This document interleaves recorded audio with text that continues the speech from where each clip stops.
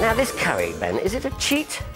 Not really. I mean, it's a cheat because we're using a Thai green curry paste that's been bought from a supermarket. There's nothing wrong with that, but what we're going to do is use it as the foundation. We're going to add to it, we're going to jazz it up. Now, like most people, you've probably cooked out over Christmas, and by this stage of the year, you're kind of reaching for the phone to order in. But what you don't have to. To make this curry, it's very simple. I've got some chicken here that I've quickly cooked in a wok, just with water, and I've par-cooked it. Now, if you didn't have, well, you could go and buy it pre-cooked, presumably. You could. But if you wanted to cook it yourself, you just cook it in the sauce, could you? You could.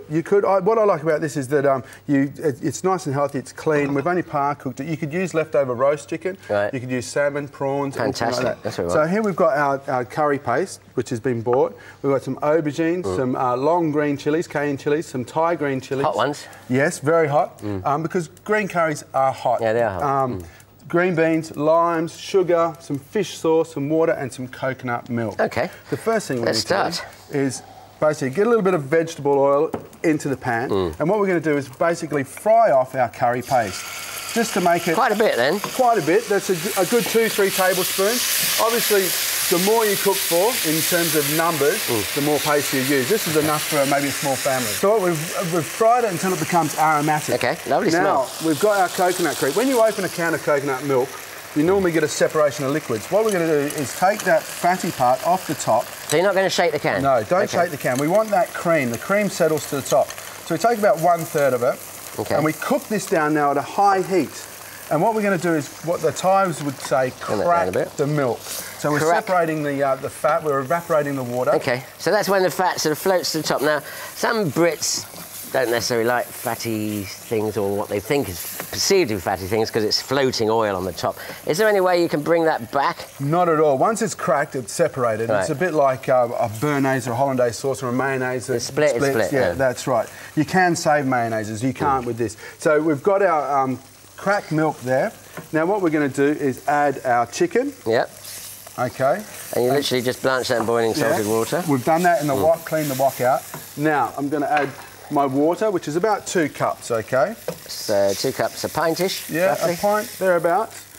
And the remaining coconut milk. OK. OK? Now, Anthony, if you could cut my chilies, split them in half. We've got about 4 or 5 there. That is lethal. It is lethal, but it's a Thai green curry and it needs to be hot. Listen, what about, I mean, if you don't want so much, of course, you can just add 1 or 2, presumably. Exactly. You know? It's personal. I've got some cayenne chilies here, which I'm just going to quickly chop, leave the seeds in. And they're not as hot, yeah? They're not as hot. They're more fragrant. So pop those in, pop those green chilies in. Now, what I'm going to do is add my aubergine. OK, yeah, push it along. Yep, and green beans.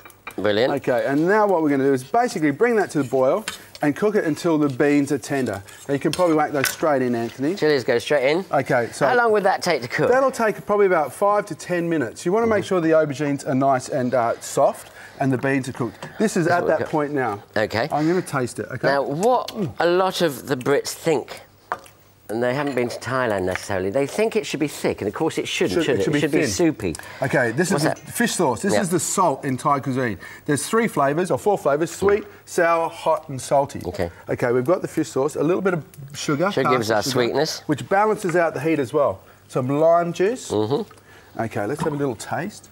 OK, and shall I do your basil for you? Indeed, yep. OK, just quickly chop that up. Now, what we can do here, every Thai meal is accompanied with steamed rice. It is kind of the sacred part of the meal. Every meal will have fragrant Thai green rice. Yeah. Now, steamed rice. This Thai basil, which has a sort of anise flavour, but you could use the ordinary sort of what we call the Italian sweet basil. Yeah, could you can. In there? In there, please. And you can use coriander if you can't get Thai basil or regular basil. Now, that's pretty much ready to go. You put some of that in that bowl to serve along the side. Some on the plate, please, Anthony. Lovely. And then we will just simply garnish it with slightly more of the same basil. Beautiful. It looks lovely, and the rice obviously is there to soak up those wonderful juices. Indeed, indeed. And a bit on the plate as well. A bit on the plate as well, mate. Just to the side, or on top if you like, wherever you go. Try not to slop it too much. Nice and messy. Sorry, I'll clear up. If you were in my restaurant now, Anthony, I'd be screaming at you, clean that plate. I'll clean it, I promise. OK, fine. OK, a little bit of that on top. And that is a meal to suit and satisfy any family. You know, great warming on a winter's day. I think that's beautiful. Ben's midweek supper, beautiful.